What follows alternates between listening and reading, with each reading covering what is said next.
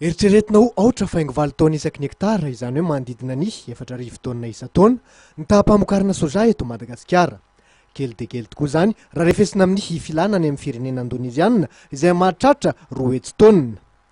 Ho famelomana indray ny famokarana sy fanodonana soja eto Madagasikara dia niroso tamin'ny fanaova-tsy ny ampiara-miasa ny ministeran'ny fambolena sy ny fampiroboroboana ny ambanivohitra sy ny Repoblikan'i Indonezia tetsy amin'ny ministeran'ny fambolena Jenosy. Tombontsoa maro no tokony ho azon'ny malagasy amin'ny alalan'ny soja araka ny nambarin'Andriamatoa Ravatomanga-Roland, ministry ny fambolena sy ny fampiroboroboana ny ambanivohitra. Nanapa-kevitra izahay atao ministeran'ny fambolena sy ny fampiroboroboana ny ambanivohitra fa ho velomina indray, ho mendanja indray ny fambolena soja. Ny antony dia tsotra.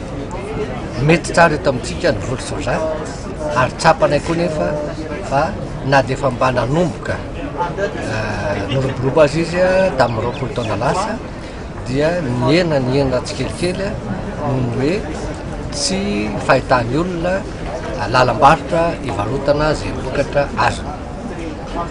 Ny soja nefa dia averitro kely, ampatsahivitro kely ho an'izay tsy mahafantatra loatra, anisany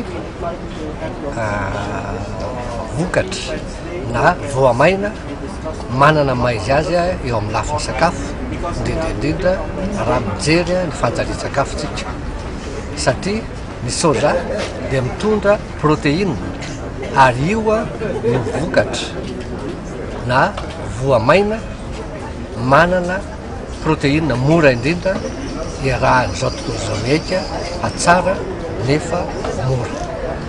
Faritra misy fito no eritreretina natanterana ny tetikasa filamatra mikasika ny fambolena sy ny fanodonana ny soja dia Analamanga, Vakinankaratra, Bongolava, Alaotra Mangoro, Matsaitrambony, Itasy ary Moronomania. Nametraka laharam-pahamehana ny ministeran'ny fambolena fa ao anatin'ny 5 taona no anentahanareo mpamboly malagasy ampiroboroboana ny famokarana soja. Efa nisy manam-pahaizana indoniziana natanteraka fanadihadiana mikasika ny fambolena soja any amin'ireo faritra voalazy ireo ary dia nafapo ny valon'ny fanadihadiana. Nanolotra fitaovam-pambolena ihany koa ny Repoblika Indoniziana nandritra ity lanonana fifanaova-tsiny ity.